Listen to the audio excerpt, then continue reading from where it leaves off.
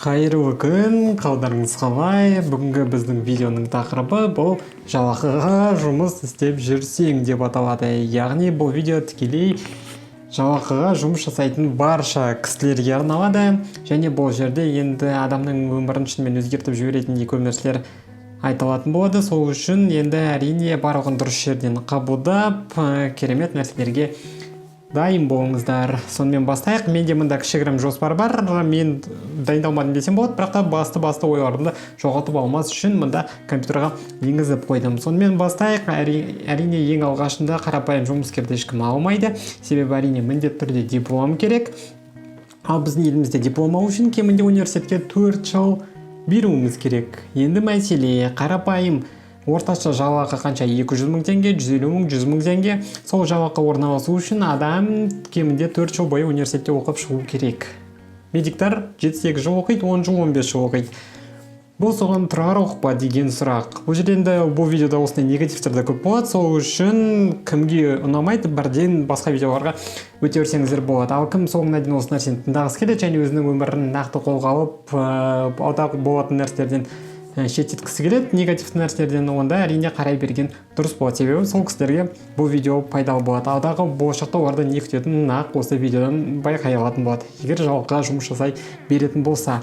Енді салыстырайық, 4 жыл университетте немесе 4 жыл бизнесте қай бағытты таңдаймыз? Барлығы тек қарапайым таңдаулардан тұрады. 4 жыл бизнесте жүрген адамның қолынан 4 жыл бойы қателесіп, нақты одан кейін өз қателерін жөндеп бизнес бастап кету мүмкіндігі қандай? Керемет қой. Себебі 4 жыл оқисың, ал ол мамандық бойынша жұмыс істемей қалуы мүмкін. Ол кезде не істейсің? Бұл трендік тупик болып қалды. Енді кеше ғана Джек Маның бір қызық видеосын көріп қалдым. Бұл енді кезінде Қытайда ең бай адам атанған кісі, осы Алиэкспресстің негізін қалаушы. Ол айтады, егер сен өзіңнің жалақыңды өміріңе, денсаулығыңа және жүріп тұрып тамағыңа жұмсайтын болсаң, бұл өткен замандардағы құлдың жұмысымен тең. Себебі құл не үшін өмір сүреді? Өліп қалмас үшін ғана. Басқа болды, басқа еш нәрсе емес. Ол өзінің тұратын жері болса болды, жарығы, ішетін суы, жейтін тамағы болса ғана болды, басқа еш нәрсе сұрамайды. Міне құлдың жалақысы қалай болды? Қазіргі таңда жалақылық жұмыс тура сондай. Енді тағы да бір құлдықтың анық белгісі көп адам айта қоймайды, бірақ та ол нағыз құлдық. Нақты белгісі бұл сенің бастығың бар және сен қарапайым далаға шығып кету үшін, қарапайым бір жерге сұранып кету үшін ол кісіден көңілін тауып, ол кісінің көңілін тауып, одан сұрану керексің. Бұл таза ойға қонымсыз нәрсе. Сен өзің еркін адаммын деп өзіңді санайсың, бірақ та сен барасында үлкен кісісің өзің, 30-да, 40-та, 50-десің, бірақ та барасында басқа кісіден бір нәрсе істеу үшін содан сұранасың. Бұл енді таза құлдықтың санасы.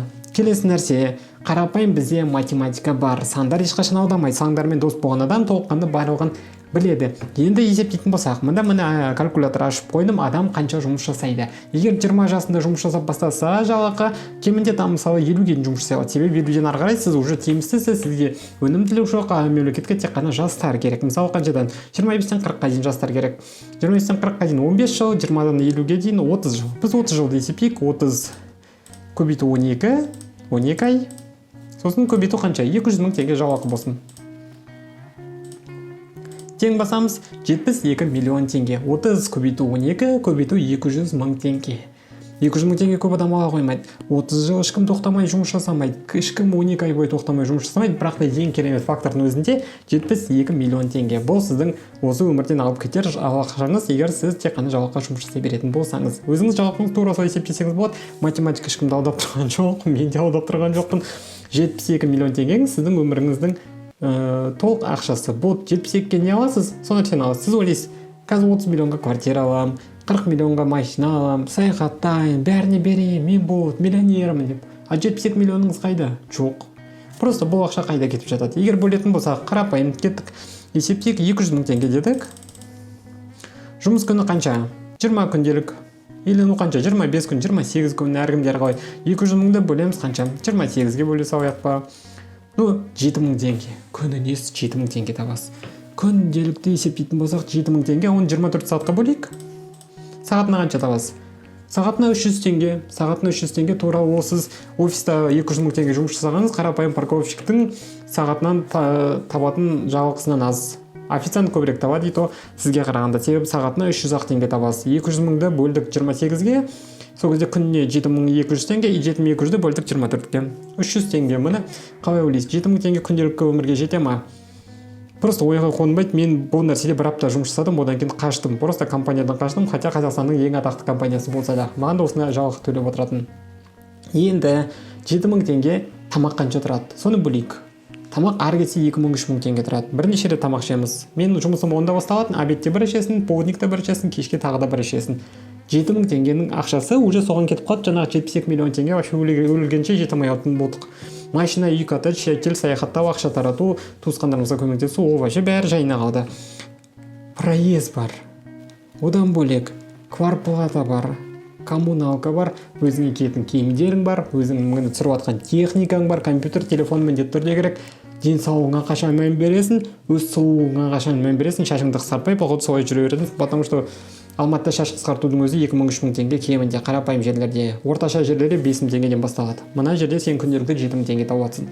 Просто ойыма қонбайтын нәрселер болып тұр. Кеттік ары қарай. Енді көп кісілер ойлайды, мен қазір жұмысқа кіріп кетем, карьерный рост менде болады, мен тез өсіп кетем да, кемінде миллион теңгеге дейін жетіп аламын деп ойлайды. Әсіресе енді универден шыққан қарапайым студенттер солай ойлайды. Мен бәрінен мықтырақпын, қазір мен қолға аламын, и менде болып кетеді дейді. Бірақ та неге бүкіл әлемде, Қазақстанда ғана емес, бүкіл әлемде адамдардың 90%-ынан қолынан келмейді, ал сенің қолынан келеді. Вот вопрос. Сен өзіңе ерекше, крутойым, күштім деп ойлайсың, бірақ бәрі солай ғой. Демек сен бәрімен бір дейсің, егер бәрі тура солай ойлай беретін болса, сендер барлықтарың бір дейсіңдер ғой. Қаншама адамдар бар, 200 мың, 300 мың, 400 мың, 500 мыңға жұмыс жасайды. Бірақ та сен ойлайсың миллионға жетем деп. Бірақ сен де жете алмай қалуы мүмкін. Вот сондай вопрос бар. Миллион теңге Қазақстанда өте аз адамдарға төлейді. Миллион теңге тапсаң, сен охо, қандай керемет адамсың. Бірақ бизнесмен сол миллион теңгеңді бір күнде оп-оңай аяқтап салады. Сенің бір ай бойы тоқтамай жұмыс жасағаның, оған бірнеше жылдар бойы талпынғаның, қаншама энергия, депрессия, уақытың бәрін бөлгенің, түкке де емес бизнесмен үшін бұл оп-оңай бір күнде аяқтап салатын ақша, немесе бірнеше сағаттарда жасай алатын ақша болуы, міне көріп отырмыз, әбден мүмкін. Сөйтіп, ары қарай кетіп қозғаламыз. Енді осыған дәлелдейтін факт, миллион теңге деп көп деп ойлайтын болсаңыз, миллион теңге жалақы көп деп. Бизнесмен айына 100 миллион, 200 миллион, 1 миллиард ақша таба алады ғой. А сіз 1 миллионға риза боласыз. Енді салыстырайық. Қазіргі таңда компаниялар қалай бөлінеді? Бұл оның негізін қалаушысы миллиардер, кез келген адам. Илон Маск па, Билл Гейтс па, немесе Макдональдстың негізін қалаушы ма, KFCдің негізін қалаушы ма, кім болса да, ол кісілер ең көп ақша табады. Қазіргі таңда енді бар кісілер. Сөйтіп, олардың қол астындағы директорлар сол миллион теңгесін алады, сол 10 миллион теңгесін алады. Бірақ та қалған жұмысшылар, кассир, официант, еден жуушы, посуда жуушы, жаңағы грузчик, заттарды әкеліп беретін, тазалап беретін кісілердің барлығы 200 мың, 300 мың айлыққа жұмыс жасайды. Вот, сіз директор болмасаңыз, бұл жерде вообще жұмыс жасап дөңгелек керек емес. Сіз ол компанияның негізін қалаушысы емессіз. Директор болсаңыз да сізді директорға кім қояды? Вот вопрос. Көрдіңіздер ме, қалай бұл нәрсе жұмыс жасайды? Миллион теңге қазіргі таңда вообще табу мүмкін емес болып кетті, хотя ол ақша қазіргі таңда вообще көп көрінбейді. Одан кейін айтайық, қазіргі таңда енді біз қайта жалақы деп айтып жатырмыз. Не үшін бұл тақырып орын алды? Себебі бүкіл әлем барлығы тек қана мәселелердің барлығы да, қуанышты да, зиянды да нәрселердің барлығы тек қана ақшаға байланысты болып тұр. Егер сіздің бір үйдегі ата-аналарыңыз айға шушылар, бір ұрысып қалып, көңіл күйсіз болса, сізге бір ойда жоқта тиісіп қалса, демек бұның бәрі тек қана ақшаның себебі. Вот басқа еш нәрсе емес. Кез келген адам ұрысып жатыр ма, төбелесіп жатыр ма, просто ақшаның мәселесі. Егер түбіне қарайтын болсақ, тағы бұнда қарап отырсам, мен денсаулық, саяхат, әлемді көру, былай тұру деп жазып қойған екенмін. Денсаулыққа қашан мен береміз. Просто білмеймін, жаңағы 7000 теңгеден кейін менің настроением өзімде түсіп кетті ғой.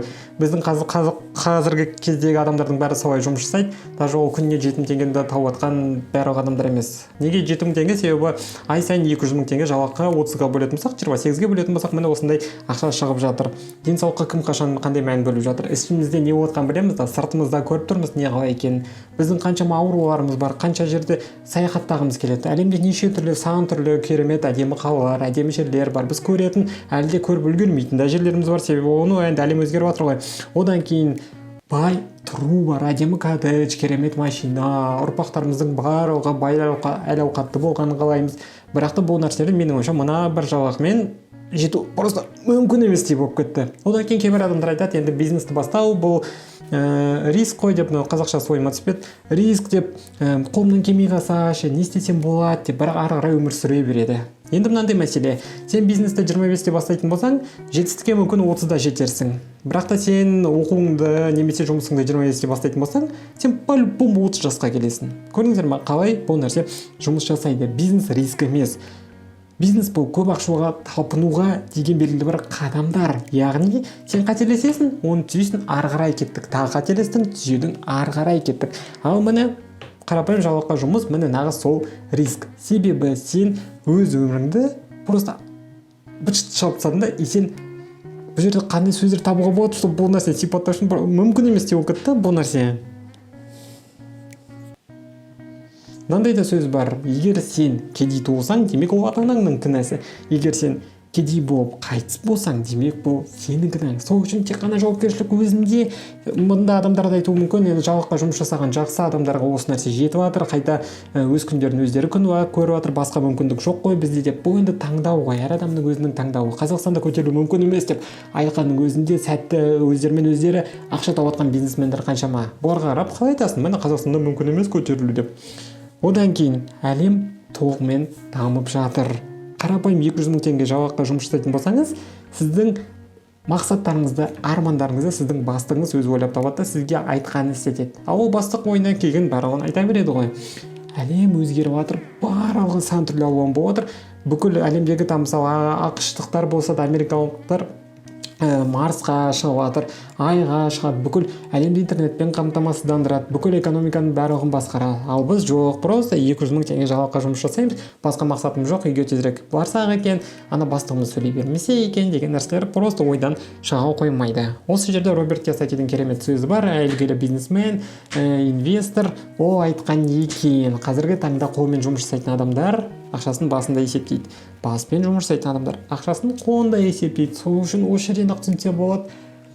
Сіздің мында жасап жатқан 200 мың теңгеңізді бір айға вообще ешқай жерге сидыртуға болмайды. Дымға да бұл нәрсе жетпейді. Әсіресе кредит рассрочка бар болса, бұл бөлек тақырып. Даже оны да айтпадық. Что жалақының жартысы сол бір білмеймін ойда жоқта кредит рассрочкаларға кетіп қалатындығы.